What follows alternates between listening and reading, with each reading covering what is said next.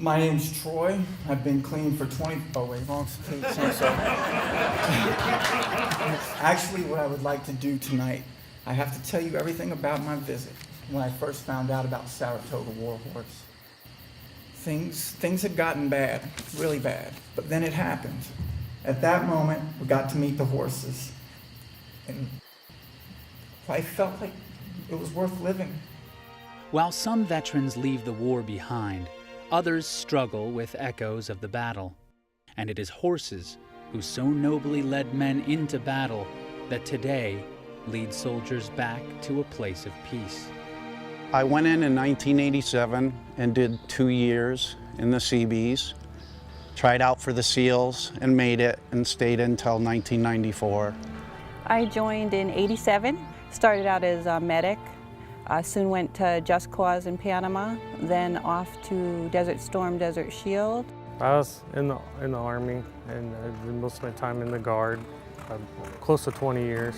So I had 6 years active, 2 years inactive. I worked with Shadow UAV, the drones that you always hear about. I was a combat medic for the Navy. I served for 5 years. My military career started when I was 17. I was a first lieutenant, a platoon commander in Vietnam. There's a lot that you see in those situations that a lot of people don't see. I had a lot of panic attacks, no contact with my family. About 1.5 years ago, they diagnosed me with pancreatic cancer. And I was gonna let it go. I wanted to die. I had set up the time. I wanted 6 months, bought a camper, and was gonna do my 6 months, and when I didn't feel good, put myself down, I guess you could say, or I just was gonna give up.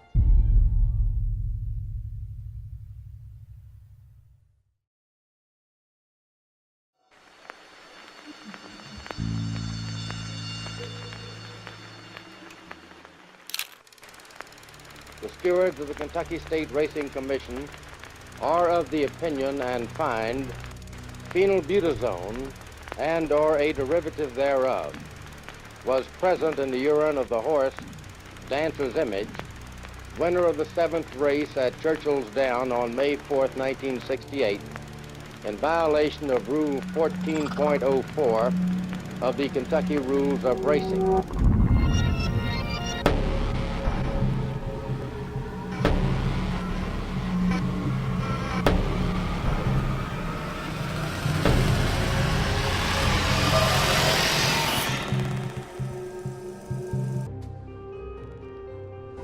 Dancer's Image had already raced 20 times before Ussery climbed on his back that afternoon at Bowie.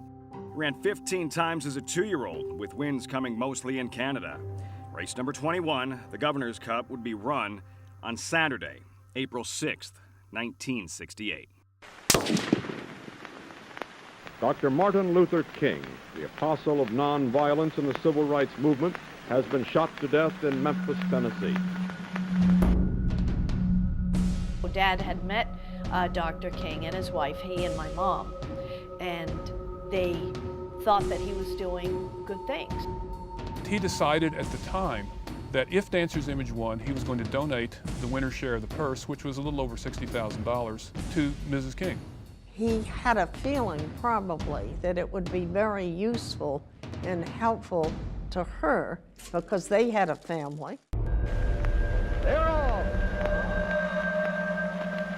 Forward pass, trying to run on the outside to get position in Captain's Gigs right alongside him. It is Kentucky Sherry that leads the charge to the finish line, and we've got a mile left. Bobby Ussery kept Dancer's Image toward the back of the field. You know, in fact, as they were going by the grandstand the first time, the horse was either last or next to last. This other person that was sitting near Peter said, "Huh, and you brought me down here to see this?" My dad was a policeman, abusive to my mom. I mean, my dad would come home in the middle of the night with some friends, wake my mom up and tell her to cook for us. I heard the verbal abuse. If he didn't particularly care for something my mom served him, he'd take the dishes and throw it against the wall, and it was a frightening home for me. I did witness one very dramatic occurrence when my mom and dad were having an issue in the kitchen, which was very small in our house. And the argument came out into the dining room. And my sister had a knife in her hand, protecting my mother. And my dad went to the drawer in the dining room and went to get his pistol. And at that point in time, my dad was saying to my sister to put the knife down, put the knife down. And I went over and grabbed the knife out of her hand and put it on the table. And I said, there, how old was I? I was probably 8 or 9 years old, from my recollection.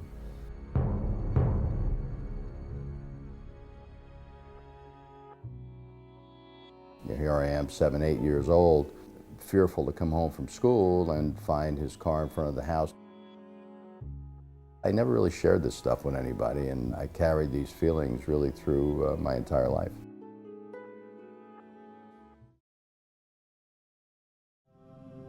I told her I just really couldn't make this trip at this time, for her to go ahead and have a great time, and we'll see her when she gets back.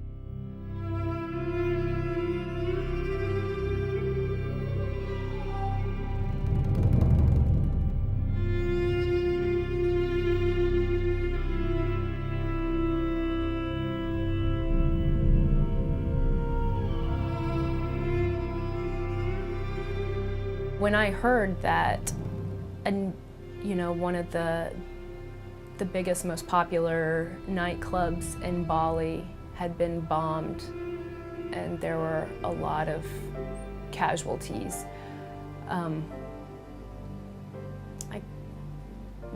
something hit me. I had a pretty bad feeling.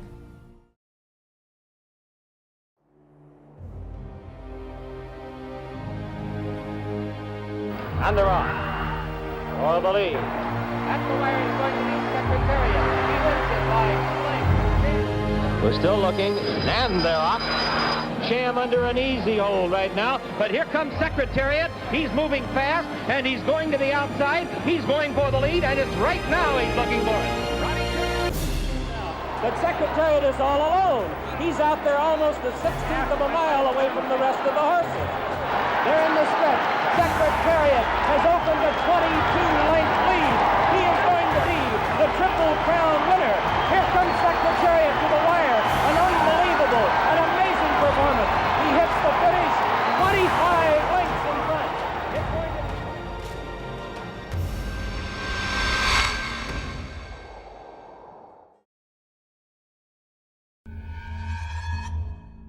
I ride in Keeneland for 2 days, win 5 races, then I flew to Hot Springs. From Hot Springs, I went in the hot box. I was jet lag, I was tired. I needed a rub down, I got a rub down, and I rubbed myself with alcohol and oil in it. The hot box is old, only your head sticks out. So I started sweating, and I did this with my arm, and I hit the light bulb. And the sweat hit the light bulb, and just made an electrical explosion, and boof.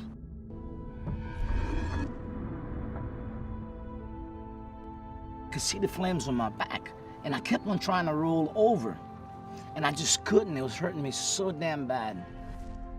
Don Pettigrew gets a blanket, and he puts on top of me and starts patting me with the blanket, and the skin would go with the blanket. And I was on all fours like this, and I was hollering, God, why me? I'll never forget it. I remember talking to my wife. I said, it's just a sunburn, I think. I don't think it's too bad. Then after that, I don't remember nothing. I blacked out. I was in so much pain.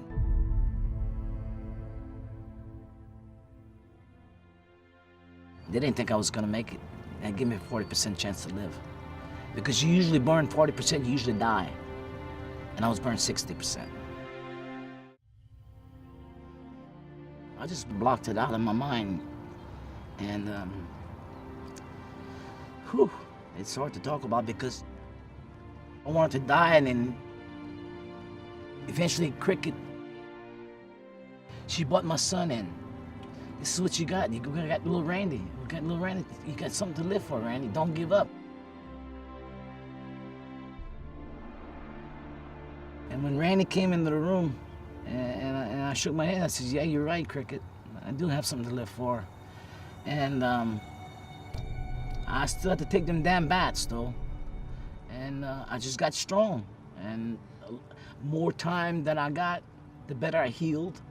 And I was able to start walking the halls at night and build up my strength. And eventually, I do it myself without nobody. Then it went on about 60 days and we got no news. We didn't hear from nobody. We didn't know nothing. We didn't even know it was at the Shriners Hospital in Galveston. I didn't know. And then one day he called me. And he says, I'm back. He says, I'm a ride again. My first race back, I weighed 130 pounds, but I won.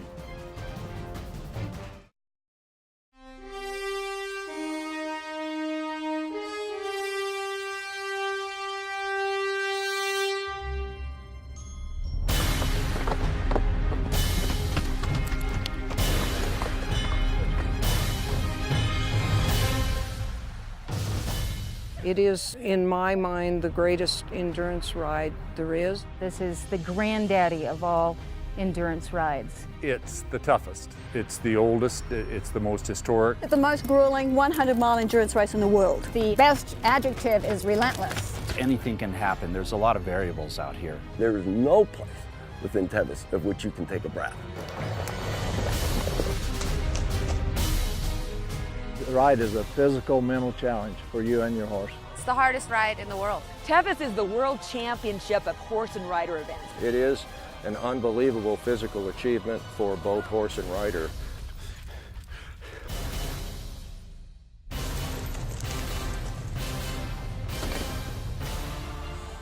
These horses are fine-tuned athletes. There have been more individual people who have summited Everest than have ever completed the Tevis Cup in 55 years. If you're not ready right now, you're not going to be ready. You overcome something when you do Tevis. You and your horse overcome it. Just finish. Just finish. It's a religious experience on a horse. Nobody who has ridden the Tevis Cup ever forgets it.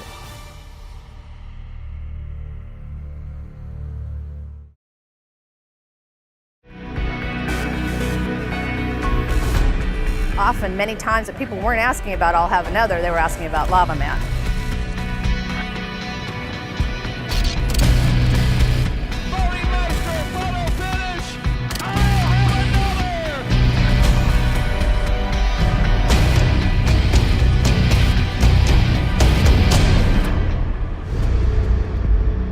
It was so fun to go through that with the two of them together, two champions in my mind.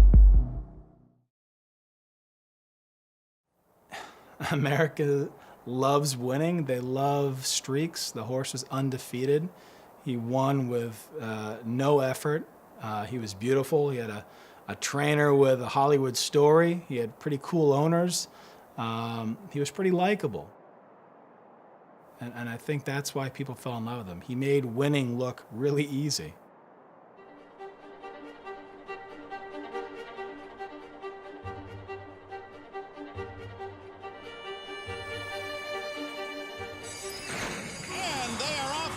In the Kentucky Derby, and wasting no time, it is Sinister Minister, and Sharp Younger comes on through, in between horses, toward the outside, Bluegrass Cat is there. In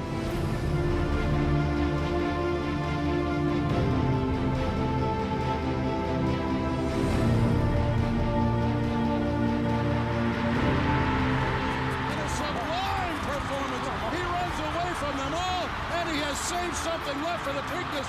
Barbaro wins by 7. Bluegrass Cat was second. Everybody dreams about winning the Kentucky Derby. We just feel terribly blessed to be standing here today. Barbaro was a package deal. He came with this hero of a person, 3-time Olympian, the man who survived a plane crash and saved kids. He's America's hero. Barbaro came with that. He came with an undefeated record. You know, together, that is like an insane package that people can really fall in love with.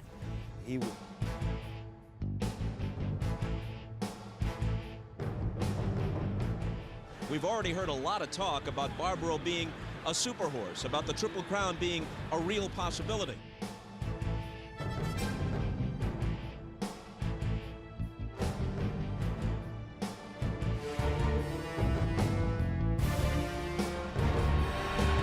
Ready for the start, and Barbaro broke through the barrier. Barbaro broke through the barrier, and that does not bode well for the favorite here. And Gary, this is not a plus. No, it's not a plus, Tom, and I'll tell you what, it's a bad feeling in just a normal race, let alone a classic.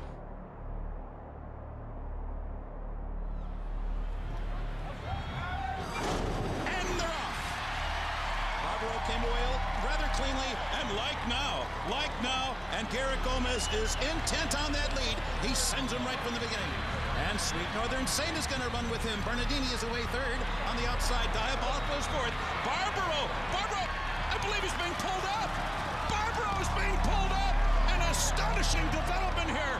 Barbaro is being pulled up by Edgar Prado. He is out of the race and out of the Triple Crown. He appears to have injured his right rear leg. His right hind leg appears to have been substantially injured. In the meantime, you go from a complete high to the lowest of low. And I think when something like that happens to you, you don't really know how to react, and you don't even know if your reaction is the right one. My father left immediately. And, you know, in that type of situation is to just let the professionals deal with it. So we just stood there in shock. When we first saw the x-rays of the horse in the stall, it looked bad, and but you know, I guess we just thought that there would just be some way we could save the horse. We knew it would be difficult, but there were so many things that this horse had done that I just thought we had to try.